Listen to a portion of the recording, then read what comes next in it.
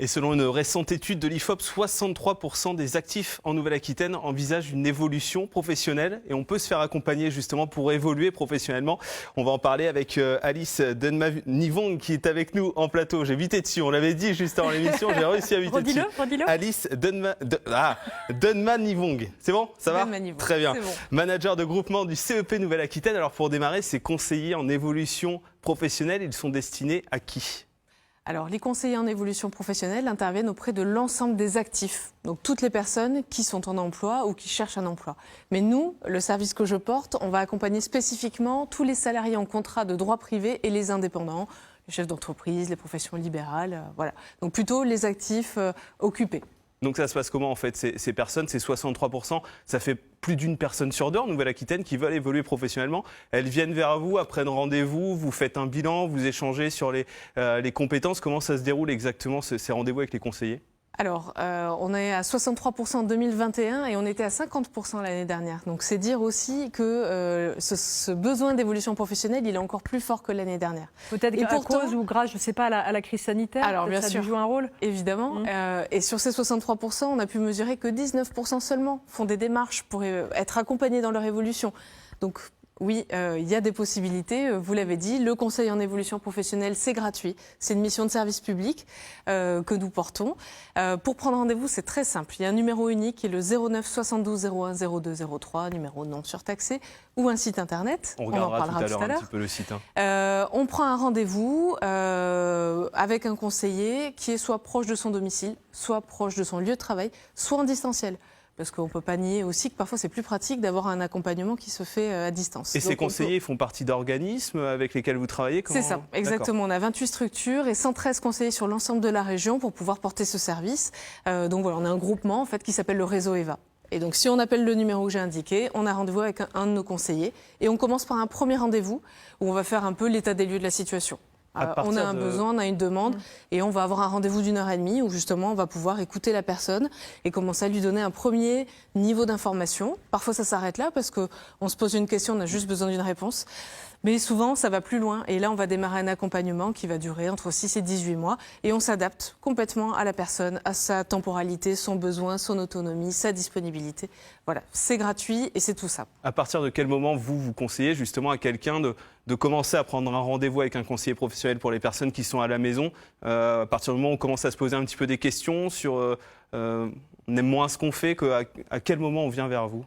Alors en fait, le conseil en évolution professionnelle, c'est un service qui intervient à tout moment de la carrière professionnelle. Donc souvent, le déclencheur, on l'a évoqué, ça peut être la crise, c'est tout à coup je me retrouve chez moi, on l'a vu, ça peut amener à faire des défis sportifs incroyables, mais cette remise en question qu'on a pu avoir pendant le confinement, elle a amené aussi une envie de trouver plus de sens dans son travail. Et on l'a vu l'année dernière. De chercher une activité professionnelle qui nous épanouit. Et de mieux se retrouver. Donc souvent le déclencheur, c'est à un moment donné, je suis pas très bien dans mon travail, je me pose des questions.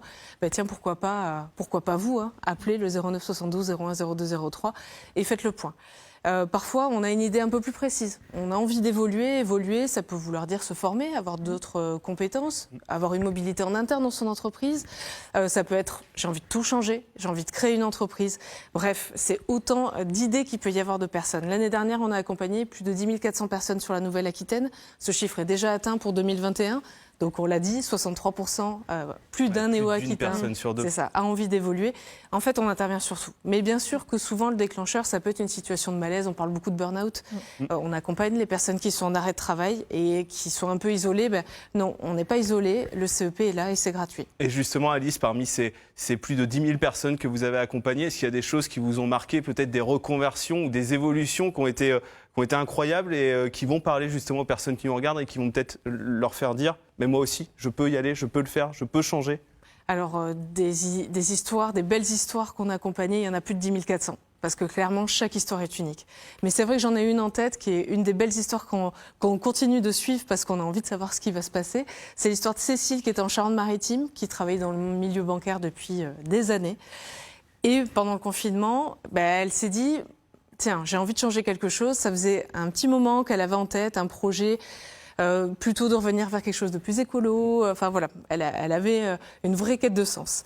Elle avait commencé à se financer un peu des formations hors temps de travail pour apprendre un peu la législation, un peu des produits cosmétiques, de la savonnerie. Et elle a décidé de se lancer. Elle a pris rendez-vous avec sa conseillère en évolution professionnelle. En l'occurrence, c'était une femme qui l'a accompagnée. Et puis, elles ont monté ensemble ce projet-là d'ouvrir une savonnerie artisanale. Donc là, elle s'est fait accompagner. Aujourd'hui, Cécile a sa savonnerie artisanale. Alors, Cécile a démissionné de son emploi. On l'a accompagnée là-dessus, a mobilisé le dispositif démissionnaire. Donc, on a sécurisé avec elle le fait que son projet était viable et qu'il y avait de vraies possibilités pour elle de démissionner, de toucher son allocation chômage pour quand même sécuriser le démarrage de son activité. Parce que ça peut faire peur aussi parfois. Exactement. Donc, nous, on est là justement pour mettre tous les garde-fous et se dire est-ce que c'est faisable? Oui, on ne se lance pas n'importe comment, surtout sur un projet de création d'entreprise. Elle a démissionné de son emploi en banque, donc fin août. Elle s'inscrit à Pôle emploi. Là, elle est dans la recherche de son local et de finaliser ses recettes de savon artisanaux. Mais voilà, c'est une histoire qu'on suit parce que je trouve qu'elle est atypique et pourtant, elle représente c'est faisable. très bien le CEP. Merci beaucoup, Alice. Et moi, je vous conseille d'aller voir sur le site internet du CEP, mon-service-cep.fr. Vous allez retrouver sur ce site internet toutes les informations à propos du CEP, les besoins d'accompagnement. Il y a également des témoignages, ça c'est très bien pour les personnes justement qui ont envie de voir un petit peu comment ça s'est passé. Là, il y a Frédéric du côté de l'île d'Espagnac et puis des actualités, les semaines de l'évolution professionnelle, tous les liens utiles. N'hésitez pas à contacter donc le CEP, les conseillers en évolution professionnelle, plus de 120 sites dans toute la Nouvelle-Aquitaine. Et ça, c'est important de le dire aussi. On parle à des personnes en Charente-Maritime, du côté de Biarritz, du côté de Poitiers. Voilà, c'est partout. On est pas Creuse, un peu partout en Nouvelle-Aquitaine. C'est gratuit, encore une fois, et les personnes n'ont pas besoin de prévenir leur employeur tout à fait. vous voir. Donc ça, c'est important de le préciser aussi. Merci beaucoup.